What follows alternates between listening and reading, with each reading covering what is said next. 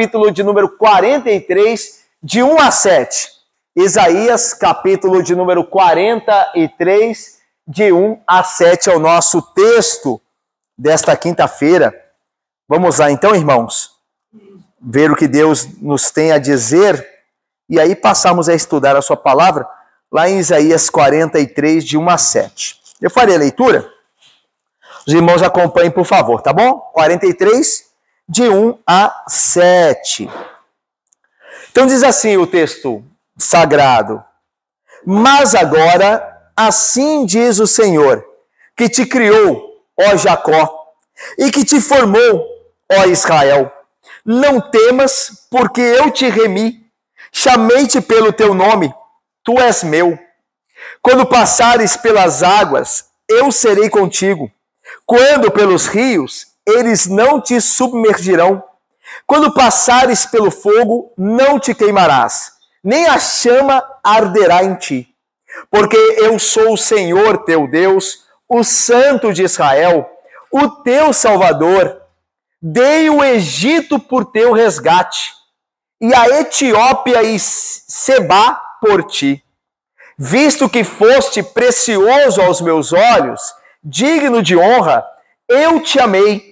Darei homens por ti e os povos pela tua vida. Não temas, pois, porque sou contigo. Trarei a tua descendência do Oriente e a ajuntarei desde o Ocidente. Direi ao norte, entrega, e ao sul, não retenhas. Trazei meus filhos de longe e minhas filhas das extremidades da terra, a todos os que são chamados pelo meu nome. Eu os criei para a minha glória, e que formei e fiz. Nós já oramos, né, Deus, para que nos fale, através do estudo desse texto bendito de Isaías 43. Mas aí eu começo, como nós costumeiramente fazemos, irmãos, lembrando no nosso grande tema dessa sessão maior aqui, olha, nós estamos nela ainda, né? Nós estamos entramos no capítulo 43. Então, ó, do 42, 18 até o 44, 23. Então, nós estamos aí no meio dessa sessão. E o grande tema dessa sessão, que nós estamos trabalhando, é essa aqui, olha, a redenção de Israel. É muito do que nós vemos aqui, né? Não temas, eu te formei, eu te remi. Está falando para Israel, né? O povo de Deus. Então, esse é o grande tema que a gente está trabalhando, a redenção de Israel. O grande tema desse trecho aqui, ó. Tá? A introdução para esse trecho que nós lemos é essa aqui, olha. O Senhor havia anunciado a sua correção sobre seu povo que teimava em escutá-lo. Isso a gente viu aqui na 43, não, eu errei aqui, ó. 42, tá? Certo? Todavia, ele não se esqueceria de sua aliança e não destruirá seu povo, certo? O povo de Deus teimava em escutá-lo. O Senhor anunciou a correção que viria por meio do cativeiro babilônico. O cativeiro babilônico é o meio que Deus vai usar para corrigir o povo dele que não escuta ele. Então Deus vai usar a vara dele. Só que Deus não iria esquecer da sua aliança, mesmo corrigindo o povo dele, e não iria destruir seu povo. Ia corrigi-los, mas não ia destruí-los. Por quê? Por causa da aliança de Deus. Deus prometeu amar esse povo, independente das suas obras. E Deus não se esquece da sua aliança, ok? Então Deus corrige o seu povo, Deus usa a vara no seu povo, mas Deus não destrói o seu povo, porque ele tem uma aliança de amor e fidelidade com o seu povo. Na aliança do Senhor com o seu povo, há ira, é verdade. Né? Os israelitas experimentaram a ira de Deus através dos babilônicos, mas também a graça. Deus não os destruiu, Deus os guardou na Babilônia. E depois enviou Ciro para libertá-los de lá, tá vendo? A ira, a graça na aliança. Há também maldições, mas há também bênçãos. A aliança não é assim? Se vocês fizerem isso, eu vou corrigir vocês. Se vocês fizerem aquilo, vocês serão abençoados. Então, na aliança, no contrato, né? Nesse casamento de Deus com o seu povo, há ameaças, há maldições, mas há bênçãos também, ok? Mas, acima de tudo, há o Senhor fiel, que nunca volta atrás no que prometeu. Então, acima de bênção, maldição, ira e graça, há um Senhor fiel, que vai cumprir a sua aliança conosco.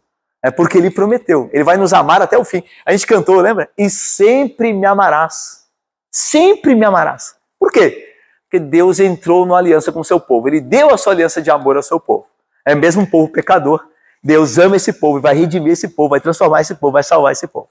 Ok? E é disso que fala o texto. Olha só para a gente entender aqui. Olha o capítulo de número 42, no final, 18 a 25. Olha aí. Lamento sobre a cegueira de Israel. Tá vendo aí? Tá vendo? Tá vendo aí, em negrito aí? Lamento sobre a cegueira de Israel. Então, olha só. Versículo 19. Quem é cego, pergunta ao Senhor, como o meu servo. Aqui a gente sabe que está falando de Israel. Ou surdo, como o meu mensageiro. Certo? Então, o meu mensageiro, o meu servo é cego. E o meu mensageiro é Israel. Lembra? Israel deveria viver a vontade do Senhor e anunciar a vontade do Senhor às nações. Mas esse Israel é cego e surdo. Né? Olha só. E aí veja. Versículo 22. Deus vai corrigi-lo. A Israel, esse servo mau, né? Que não aprende. Não obstante, é um povo roubado e saqueado. É o que vai acontecer com eles, né? Com o cativeiro babilônico. Todos estão enlaçados em cavernas e escondidos em cárceres. São postos como presa, e ninguém há que os livre. Por despojo, e ninguém diz, restitui. Tá vendo então? E tá falando aí, versículo 24, ó. Quem entregou Jacó, tá vendo que fala de Israel? Por despojo, Israel aos roubadores, que é a Babilônia, né? Acaso não foi o Senhor que fez isso? Contra quem pecaram? Então vamos lá, irmãos, isso aqui é importante. Entender esse contexto para entrar no 43. Deus está lidando com um povo que não escuta, não ouve. É um povo cego e um povo surdo. É o povo dele, mas é um povo cego e surdo. É um povo que não faz a vontade de Deus, não obedece. Daí o que Deus faz? Para corrigir esse povo, ele vai enviar a Babilônia, vai colocar esse povo sob cárcere, diz aí. E aí ele diz, quem vai fazer isso com você sou eu, viu? Então diz aí, quem é que fez isso? Quem entregou Jacó ao despojo? Quem entregou Israel ao cativeiro? Não foi eu, o Senhor? Sou eu que estou fazendo isso, para corrigir vocês. Agora que nós vimos isso, então vimos o que falou anteriormente, o final do capítulo 42, que é a correção de Deus sobre o seu povo que não quer ouvir, não quer escutar a vontade de Deus e teme fazer a vontade dele. Então Deus vai corrigi-lo, certo? Mas Deus vai abandoná-lo? Deus vai destruí-lo? Não. E a prova disso é o capítulo 43, como ele começa. Olha como ele começa. Mas agora, assim diz o Senhor, não temas, porque eu te remi. Tá vendo? No mesmo instante que Deus anuncia a ira dele, a maldição sobre o Israel surdo e cego, Deus diz, mas não tema, eu te remi. Eu vou corrigir vocês, mas vocês não serão destruídos. Eu tenho uma aliança com vocês. E você percebe aqui, a gente vai entrar na estrutura, você percebe aqui que Israel não fez nada para receber o amor de Deus fiel. Do final do versículo 42 para o início do capítulo 43, Israel não muda. Ele não muda. Não diz o texto aqui, ó. Deus vai dizer, eu vou corrigir vocês. Então, aí quando vocês ficarem bons, quando vocês começarem a me ouvir, quando vocês começarem a entender, aí sim, agora eu remirei vocês. Não diz isso. O Israel que é remido no versículo 1 do capítulo 43 é o Israel que não ouve no final do capítulo 42. Está vendo? O que isso significa, irmãos? Que Deus nos salva não por perfeito, não por obras nossas. Porque senão aqui Israel tinha que ter mudado antes de Deus falar, agora eu te remi. Agora eu vou te salvar. Mas Israel não muda. De um texto que Israel está cego e surdo, passa para o amor de Deus. Mas eu não vou abandonar meu povo. Eu tenho uma aliança com vocês. Eu vou salvar vocês. Então a salvação é por graça. É o amor de Deus que cuida de nós. É pelo amor dele que ele nos mantém firmes. E não pelas nossas obras. Ok? Até disso que fala o texto também. Mas vamos lá. Nós temos aqui a estrutura. Deixa eu só dar uma acertadinha aqui, né? Porque ficou um pouquinho alto ali, ó. Bom, dá para ler ali, né? Senão eu perco embaixo. O tema é esse aqui, ó. O desastre revertido. Israel remido. Ou seja, o desastre revertido. Ou seja, o cativeiro babilônico pela dureza de Israel é revertido pelo amor de Deus e pela sua aliança que vai salvar esse povo, ok? Então daí, o desastre revertido, o Israel redimido, porque Deus amou esse povo, mesmo pecador, Deus amou, ok? Vamos lá, a estrutura que é importante, olha só, percebam como ela é um quadro, né, que ela começa aqui, ó, e fecha aqui, e como Isaías, numa poesia muito bonita, né, numa estrutura muito bonita, ele liga cada ponto. Olha aqui, A1, a relação do Senhor com o seu povo. V2, a relação do Senhor com o seu povo. Deus é o criador do povo dele, é o autor do povo dele, é o concessor do nome deles, é Deus que dá nome a eles. Aqui embaixo, no versículo 7, que é o final do nosso texto, a mesma coisa, Deus concede o nome ao seu povo, ele cria e ele é o autor. Olha aí, versículo de número 1. Não temas, porque eu te remi, chamei pelo teu nome, tu és meu. Diz aí o versículo de número 1. Olha o versículo 7. A todos que são chamados pelo meu nome. Tá vendo? 1, chamei-te pelo nome. 7, chamados pelo meu nome. Tá vendo como fecha a estrutura? Então, a ideia de dar nome é o que pertence a alguém. O filho, o pai dá nome ao filho. A esposa toma o nome do marido, não é? Então é porque pertence, certo? Então é da ideia de eu vos remi porque vocês são meu. Não é porque vocês são bons. É porque vocês são meu. Então eu vos remi. Então isso aqui, essa parte aqui, olha, a primeira parte aqui, fala do amor de Deus, porque ele criou esse povo para ele, para sua glória. Ok? Olha aqui, olha. Rumo ao exterior, a presença do Senhor em toda a experiência e limitação do sofrimento, rumo à pátria. A ordem do Senhor para todo mundo. Aqui, Israel é enviado, despatriado, é enviado à Babilônia. Aqui ele volta. Deus está reunindo o povo dele. Tá vendo? No movimento, Israel vai embora. Deus tira Israel da terra dele, a terra santa, porque Israel pecou. No outro movimento, Deus traz de volta. Vem, vou juntar meus filhos. Tá vendo o movimento? Como se completa? E aqui, por fim, olha, Deus revê o passado, ou seja, ele sempre salvou Israel, e Deus dá garantias do futuro. Eu sou o Senhor, vosso Deus, vosso Salvador, vocês podem confiar, porque eu sempre salvei vocês, eu nunca vou deixar de fazer. Então essa é a estrutura da nossa passagem hoje. Vamos começar então com a relação do Senhor com o seu povo, criador, autor e concessor do nome deles. Olha aí, mas agora diz o Senhor, versículo 1, alguém lê, por favor. Mas agora se diz o Senhor que te criou, olha a glória que te formou a Israel. Não temas porque eu te remi.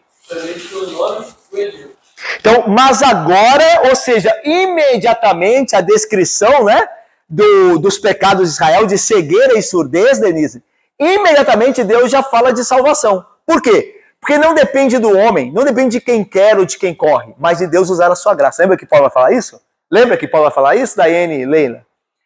Não depende de quem quer, Tiago, nem de quem corre, mas de Deus usar a sua graça, não é assim? Por isso Israel não faz nada.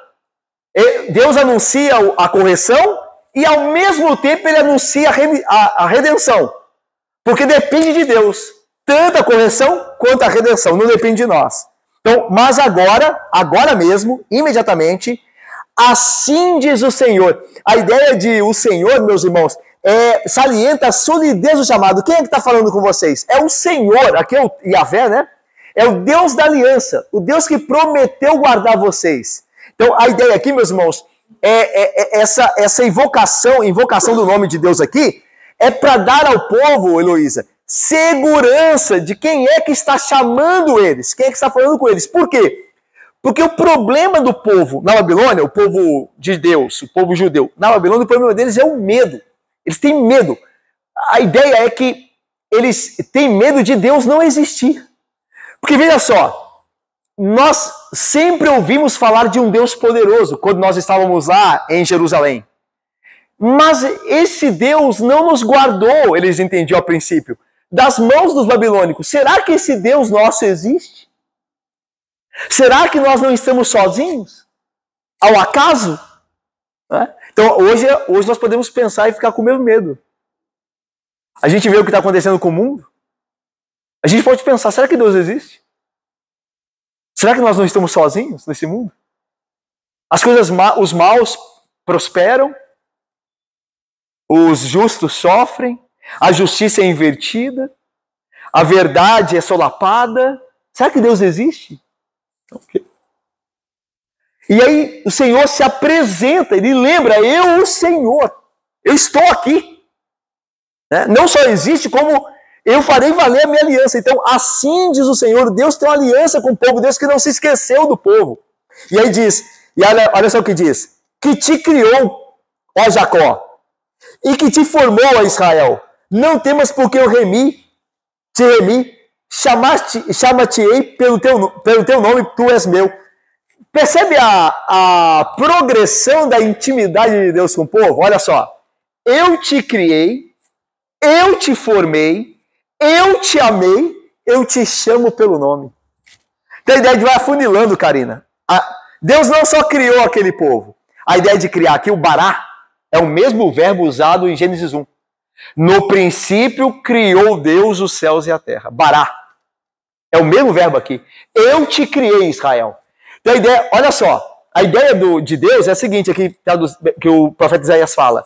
O mesmo Deus que criou todas as coisas e sustenta todas as coisas, é o mesmo Deus que criou Israel e vai sustentá-lo. Deu para pegar aí? O mesmo Deus que criou o universo e tem poder para sustentar o universo, é o mesmo Deus que criou o povo para ele, que chamou o povo para ele, e tem poder para sustentar esse povo. Passa esse povo pelo que passar, tanto que eles vão enfrentar o cativeiro babilônico. Mas Deus criou esse povo. Ele tem poder para sustentar esse povo, assim como ele criou todas as coisas e sustenta todas as coisas. E aí veja mais, ele te formou. Aqui o ato é mais pessoal aqui. A ideia de formar é de dar um objetivo. É Isaac o nome de irmão de Carla? Isaac, Deus criou o homem, a ideia de formar o homem, não só criou, mas formou. Lembra de Adão? Quando Deus formou o homem da terra. A ideia de um toque pessoal, né? Deus formou o homem, deu forma a ele. Então, Deus está envolvido com aquilo. Não é só ordem, haja isso. Tanto que na criação Deus fala, né? Haja luz, haja isso. Mas no homem Deus colocou a mão, por assim dizer, né? Deus deu forma ao homem. Então há algo pessoal, né, que mostra o cuidado de Deus. Então, eu te formei, ó Israel. E indica um objetivo, né? Quando você cria algo, quando você forma algo, dá uma forma a algo, você tem um objetivo. Certo? Você tem um objetivo. Por que você está dando forma àquilo? Porque aquilo tem um objetivo, vai funcionar desse jeito. Então Deus tem um objetivo para o seu povo. Ele formou o seu povo. E aí diz mais, não temas, porque eu te remi. Aqui a ideia é mais profunda ainda. A ideia de remir é a mesma coisa que Boaz faz com Ruth. Lembra? Aquele amor a Moabita? Boaz vai remir, o parente remidor, né? O parente que redime. Quem leu o livro de Ruth aí, lembra, né? Então, a ideia de amor, ou seja, eu não só te criei, eu não só te formei, mas quando você estava perdida e necessitada, eu te remi, eu te resgatei. Então a ideia é essa, Deus resgatou. E aí, o que vocês acham? Irmãos, ó, atenção, pergunta aí para teólogo, aí para doutor em teologia. Vocês acham que esse remi para Israel aqui em Israel está se aplicando a que fato histórico em Israel? Que já tinha acontecido? Egito, quem falou? Luísa, Egito, muito bem. É isso mesmo, te remi do Egito. Te tirei lá de mão forte. Vocês estavam lá sofrendo, eu vi a necessidade de vocês, eu vi o clamor de vocês e eu remi vocês. Então, para o povo era uma lembrança muito... E Deus vai usar isso depois dizendo assim, vocês podem confiar em mim ainda hoje, porque eu já fiz e farei de novo. Porque eu tenho aliança com vocês. Então, eu vos remi, e aí chamei-te pelo nome. Tu és meu. Lembra do patriarca, né? Jacó? Deus vai dar um nome a ele, lembra? Não serás mais Jacó, mas Israel será o teu nome. Então, chamei-te pelo nome. Israel, tu és meu. Deus não vai abandonar. Jamais. É interessante esse negócio de dar do nome, né? Porque no livro de Ruth, Ruth toma o nome de Boaz, né? O texto diz assim, Ruth 4, depois que todo aquele drama acontece, né? E eles se casam, diz assim, e também o Boaz tomou, Boaz aqui Boaz está falando, e também tomou por mulher Ruth, a Moabita, que foi esposa de Malom, para suscitar o nome deste sobre a sua herança. É o amor que dá nome, né, que suscita nome, para que este nome não seja exterminado dentre os seus irmãos e da porta da cidade. Disso sois hoje testemunhas. Então você vê a ideia de amor que dá nome, assim como o pai, como a gente falou, dá nome ao filho, assim como a esposa toma o nome do marido, é um contexto de amor. Então Deus, eu te chamo pelo nome, a ideia de eu te amo, você é meu, né? E Deus não vai esquecer do seu povo. Mas vamos lá, agora olha só. Então, esse primeiro ponto do amor de Deus, Deus que criou um povo, que formou um povo, que ama esse povo, que já remiu esse povo uma vez, isso tudo serve, toda essa argumentação de Deus serve para essa parte aqui também, ó. Porque eles serão levados ao exterior, eles irão para a Babilônia cativos. E eles precisam se lembrar que esse Deus que criou, que é o autor desse povo, que deu nome a eles, esse Deus estará com eles no meio do sofrimento. Daí é o versículo de número 2. Olha o versículo de número 2. Quando passares, que é o futuro, ou seja, aquele povo ainda vai sair para a Babilônia, ainda vai ser levado cativo. Quando passares pelas águas, alguém lê aí, por favor. Quando passares pelas águas, eu serei contigo. Quando pelos rios, eles não te submergirão. Quando passares pelo fogo, não te queimarás, nem a chama arderá em ti. Perfeito. Então, alguns teólogos sugerem que essa palavra de Deus por meio de Isaías, esse versículo, ele tem a ver com o retorno dos cativos para Jerusalém. Mas a ideia é que especificamente o contrário. Porque a ideia aqui é de sofrimento, quando cita, por exemplo, o fogo. A ideia de não submergirás, quando os rios, quando passarem... Então a ideia de perigo. Você passa pelo rio, pode submergir. O rio pode, André, te engolir, mas isso não acontecerá com você. E quando você passa pelo fogo, ele pode arder em você. A chama não te arderá, mas de fato Deus livrará. Então a ideia é de mais de ida para o cativeiro do que a vinda do cativeiro. Ok? Então é preciso entender isso. Que aqui Deus está falando daquele sofrimento, através de Isaías, que o povo passaria. Mas a pergunta é, será que o profeta aqui, falando por Deus, né, inspirado pelo Espírito Santo, ele está pensando só no cativeiro babilônico? A gente pode dizer que ele pensa também no cativeiro babilônico. Mas como ele não dá nome, ele não está falando assim, ó, quando vocês forem para a Babilônia, vocês não temam. Não é essa descrição assim, exata, do momento histórico. Simplesmente, quando vocês passarem pelas águas, pelos rios, pelo fogo, a ideia de água e fogo, rios e chama, a ideia de toda sorte de perigos, por água, por fogo, ok? A ideia aqui é das experiências que o povo de Deus sofre nessa vida. Todos os perigos que nós passamos. É óbvio que tem uma aplicação direta à Babilônia, porque quando eles forem cativos para lá, eles se lembrariam disso. Olha, quando vocês agora estão em perigo, eu estou com vocês. Eu sou o Deus que criou vocês, que não vai abandonar vocês, que remiu vocês, que chama vocês pelo meu nome, diz o Senhor. Então, a ideia é que o povo de Deus passaria por dificuldades como passa hoje, mas o Senhor não nos abandona. Então, a presença do Senhor em toda a experiência, a limitação do sofrimento. Ok? O Senhor limita o sofrimento, porque Ele está junto com o seu povo. Então, nós vamos passar pelas águas, vamos passar pelo fogo, mas as águas não nos submergirão e o fogo não nos queimará. Essa é a ideia. Heloísa, depois Thiago. No caso, a gente pode ligar esse versículo àquele que diz assim, que as misericórdias do Senhor são a causa de nós sermos consumidos. Teria essa relação? Sim. Ou seja, nós não somos livres do sofrimento, mas o Senhor limita esse sofrimento naquilo que nós podemos suportar. Sim, perfeito. Pode sim e deve. Porque o texto que você citou, minha irmã, conhecido, ele é um princípio, né? O que o escritor inspirado está fazendo, ele está estabelecendo um princípio por conta da experiência e da revelação que Deus deu a ele. Então ele diz, as misericórdias do Senhor são a causa de nós não sermos consumidos. Ou seja, nós passamos por perigos, provações, mas nós não somos consumidos. Por quê? Porque nós somos fortes? Não. É porque o Senhor se lembra de nós, Ele tem uma aliança conosco, Ele minimiza o nosso sofrimento. Então esse princípio que você citou nesse versículo conhecido, ele também é próprio aqui. Porque a presença do Senhor e a presença dele é uma graça que ele nos dá, é o motivo pelo qual as experiências de sofrimento não nos destroem. Então é isso. Um paralelo também, acho que confio, né, dessa profecia com nós. Quando Pedro fala, regozijai-vos quando vocês passarem por muitas Ele vai falar. Porque essa prova da nossa Perfeito. fé é mais preciosa. Perfeito. Esse sofrimento não é só nos privarmos de sermos destruídos, mas também de aperfeiçoar-nos. nos edificar. Perfeito. Pedro vai dizer, não estranheis o fogo ardente que surge no meio de vós, destinado a provar-vos. Perfeito. Tá, ele fala fogo ardente.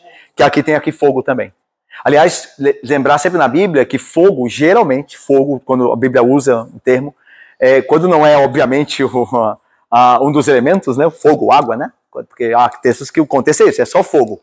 Mas quando fala de alguns outros contextos, é provação, depuração da fé.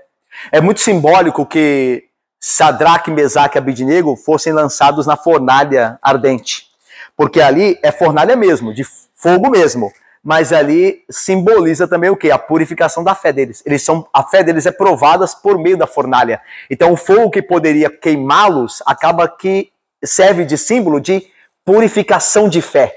Eles se tornam mais crentes pela experiência, pela a firmeza que Deus deu a eles de ir para o fogo, mas não adorarem a outro Deus. Então você vê que ali esse evento, ele une não só o fogo de fato, né, o elemento da natureza, como o que ele na Bíblia simboliza, que é a provação da fé, e a purificação da fé, né? Como a prata é acrisolada no fogo para poder ficar mais pura. Então a nossa fé também por meio de provações. Mas o ponto, bem lembrado, Thiago, então a gente pode fazer esse link sim. E aqui lembrando então que a presença do Senhor é que garante ao povo que nas dificuldades que ele enfrentaria, ele não seria destruído, porque Deus estaria com eles. Então veja, olha que interessante, isso aqui não pode deixar de esquecer, irmão, meu querido. É o Deus que nos corrige, é o mesmo Deus que na correção que nos dá, está conosco para aliviar o nosso sofrimento. A gente está vendo Davi, né, em 2 Samuel, né? A gente vê isso em Davi. Davi está sendo corrigido por Deus por causa do pecado com Betseba, lembra? Então Davi está sofrendo, mas ao mesmo tempo que ele sofre, Deus concede graça a ele para minimizar os sofrimentos. Então tem muita coisa boa também acontecendo com Davi. Ao mesmo tempo que Deus está corrigindo ele, Deus está preservando ele também. Quer ver vou dar um exemplo. Deus está corrigindo Davi pelos que ele está passando em casa, né? Mas quando se levantam rebeldes contra o trono dele, Deus os abate. Deus faz com que Davi permaneça no trono, tá vendo? Então, ao mesmo tempo que há juízo de Deus, a correção, há também atos bondosos de Deus em preservar a casa de Davi. Então é isso. É isso que está acontecendo ali. Israel será levado cativo, Deus quer assim para corrigir o seu povo, mas isso não quer dizer que Deus abandonou o seu povo, nem que Deus não vai estar lá com eles, consolando, dando força. Então Deus é um Deus amável. Ele corrige seu filho, mas ele também está ali para consolá-los e tudo mais. Eu me lembro que quando meu pai, quando era criança, meu pai ia me corrigir, me dar umas chineladas e tudo mais, né?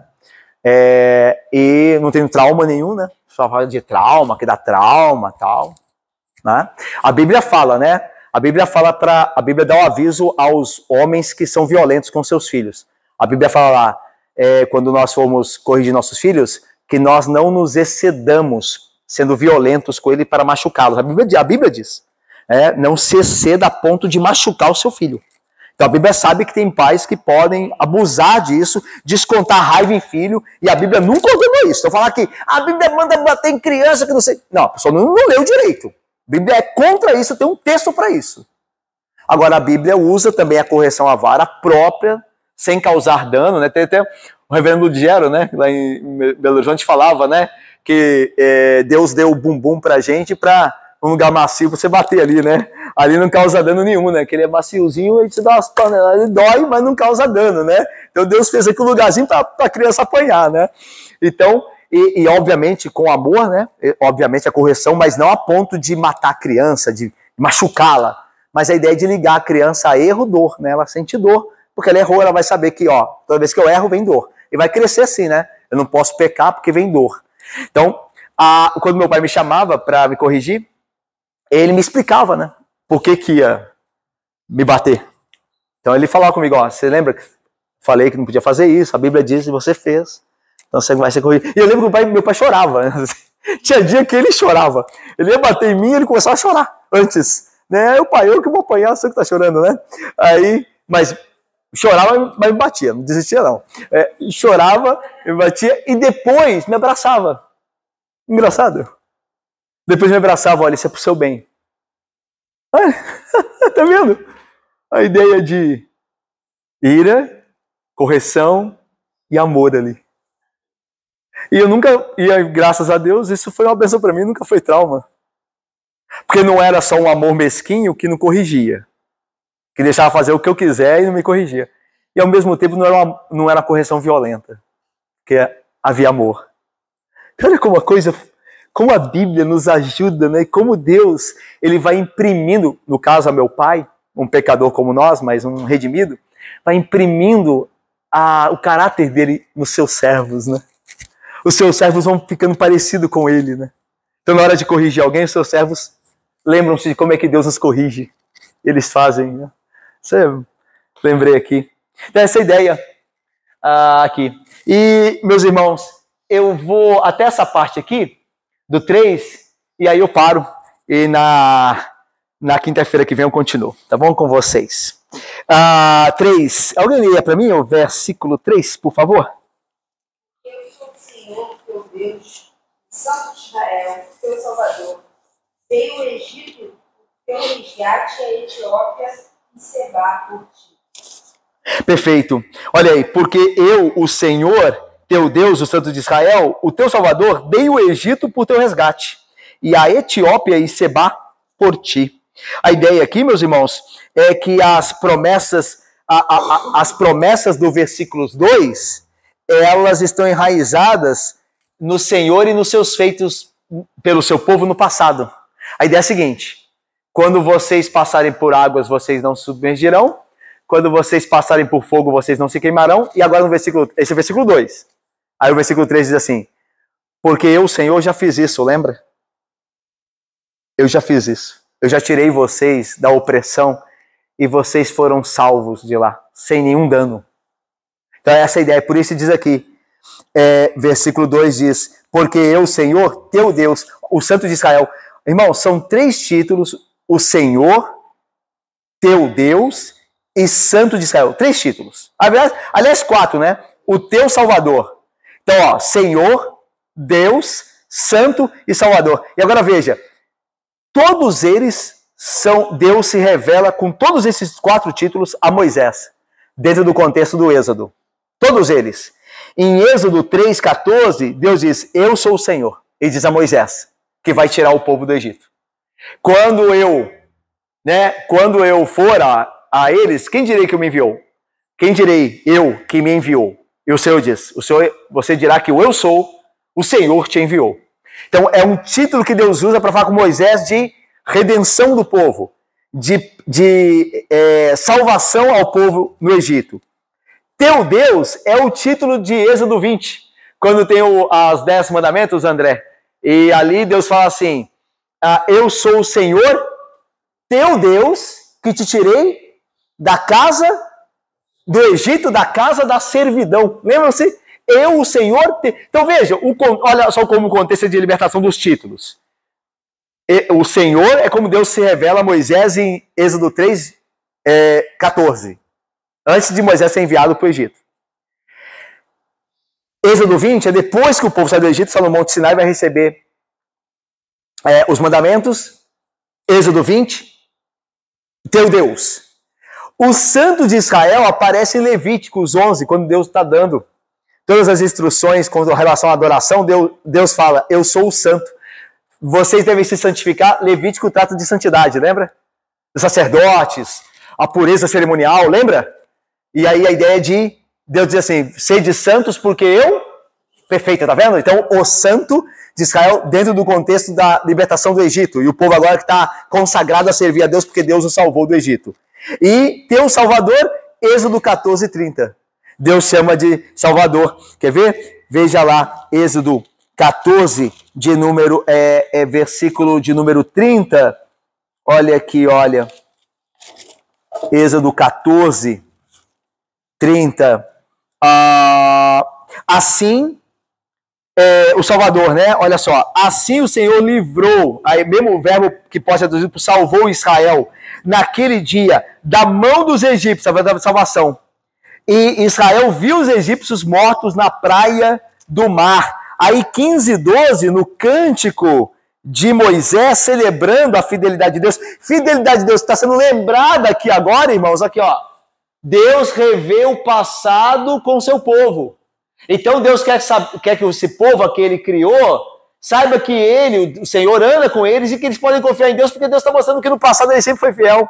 Ele foi fiel no passado e fiel no futuro. Então olha só o que Moisés canta a Deus. Êxodo 15:2, alguém leia. O Senhor... Minha força e meu cântico. Ele me foi por salvação. Este é o meu Deus, portanto eu o louvarei. Ele é o Deus do meu Pai, por isso o exaltarei. Diz Moisés, ele me salvou, ele é a minha salvação, diz Moisés. Então, todos os títulos aqui têm um contexto pré ou pós-êxodo, quando Deus salva o povo dele. E Deus está querendo lembrar isso ao povo dele. Olha, eu sou o mesmo Deus, eu não mudei não. Eu sou o mesmo Deus que com mão poderosa livrou vocês. Então, quando vocês forem ao exterior, quando vocês forem levados cativos, eu vou estar com vocês. O mesmo Deus que poderosamente entregou o Egito por amor de vocês. Olha aí, olha. Dei o Egito por resgate, por teu resgate. E a Etiópia e Seba, que é o sul da África, onde está o Egito, por ti. Lembra que Deus julgou o Egito para levar o povo dele? A ideia é, Deus não medirá esforços para resgatar o seu povo. E nada é empecilho para esse Deus, para ele salvar o povo dele. Nada. Eu dei o Egito, a Etiópia e Seba por amor de ti. Eu estou pronto a dar qualquer coisa. E isso vai ser ainda mais claro e poderoso quando ele der o seu próprio filho. Ele vai dizer, eu dei o Egito e a Etiópia por você, mas eu vou dar ainda algo muito maior. Olha, isso é poderoso. Deus ao mundo amou, tanto amou que deu o seu filho. Ele deu o seu filho para nos salvar. Ele deu o seu filho para nos redimir e nos santificar nele. Então a obra, o Egito era apenas uma amostra do quanto Deus estava disposto a fazer pelo povo pecador, mas o povo que ele amou, para redimir esse povo. Eu dei o Egito por teu resgate e a Etiópia por ti. Irmãos, eu vou terminar aqui, e aí na próxima quinta-feira a gente continua. Mas olha só o que nós aprendemos aqui rapidamente. Que Deus, ele é o nosso Criador, ele nos criou como igreja. Aqui não está falando da criação do mundo, embora Deus tenha criado o mundo, ele nos criou como povo dele, o povo dele é a igreja. Deus é que nos formou, Deus é que nos fez ouvir o evangelho e nos unirmos aqui. Ele, por exemplo, ele que formou essa comunidade aqui. É Deus que formou. E ele é poderoso para sustentá-la em todo o tempo. Se ele quiser, essa comunidade continuará. E certamente, ainda que essa comunidade aqui local seja abalada, nós como igreja, que vai muito além de tijolo e cimento, nós como igreja vamos permanecer, porque ele nos formou, ele colocou o seu nome em nós, ele vai honrar esse nome, ele prometeu e colocou o nome. Tem uma expressão que o teólogo usou uma vez que eu nunca esqueço, ele diz assim, Deus colocou o nome dele nisso, e ele não vai desonrar o nome dele. Eu e você, às vezes, podemos colocar o nosso nome numa promessa e não cumprir. E aí sujar o nome da gente, manchar o nome da gente. Mas Deus não faz isso. Deus colocou o nome dele nisso. Ele vai cumprir. Ele prometeu nos salvar e colocou o nome. Lembra que Davi diz? Guia-me pela vereda da justiça por amor do teu nome. E Davi, a gente tem visto Davi, né? Quantas complicações, embora um crente, quantos erros, quanta omissão, quanta falta de pulso, Davi. Como é que aquele reino ficou de pé? Porque Deus colocou o nome dele nisso. Então, não importa o que aconteça, Deus nos salvará. Deus vai nos levar a salvo para o reino dele. Porque ele colocou o nome dele nisso. Nós descansamos nele. Nós não descansamos na nossa performance. Nós descansamos em Deus. Nós olhamos para ele, para a graça dele, para a misericórdia dele em Cristo. Então, nós somos dele. Ele colocou o seu nome em nós. Irmãos, ainda que nós passemos por sofrimento, esse Deus que nos criou, que nos ama, então a aliança estará conosco lá no sofrimento, e vai limitar a experiência de sofrimento, vai minimizar. Tá? Nós, às vezes, ficamos doentes, às vezes sofremos perseguição, mas nós sabemos que tudo isso tem a mão do Senhor. Como isso é confortante nessas horas, não? Quando acontece algo que nós não queríamos que acontecesse. Como é confortante saber que nada do que está acontecendo está fora do plano de Deus. Que tem alguém ali. Que tem um ser pessoal fazendo aquilo. Não é o acaso, não é a sorte, nada disso. É um ser pessoal. Alguém zela por mim. Alguém poderoso está fazendo isso. Deus está por trás dessas coisas. Ele quer o meu bem. Ele me criou, Ele me formou, Ele me ama, Ele colocou o nome dele em mim. Ele vai me conduzir até o fim. Isso aqui é poderoso. E por fim, o Senhor já provou quantas vezes nos ama. Quantas experiências. Nós poderíamos, né? Testemunhar, todos nós aqui, quantas vezes Deus interviu a nosso favor. De quantos apertos nos livrou. Quando nós estávamos longe, quando nós nem crentes éramos ainda. Como Ele nos preservou de coisas que poderiam ter destruído a nossa vida. E Ele nos salvou. Então Ele está lembrando o passado. Você pode confiar em Deus, você deve confiar em Deus. Porque esse Deus é fiel. Ele fez isso anteriormente e ele fará até o fim. Aí por isso que Ele relembra o passado aqui com o seu povo. Que Deus abençoe com o que aprendemos aqui. Segundo a graça dele, amém, irmão.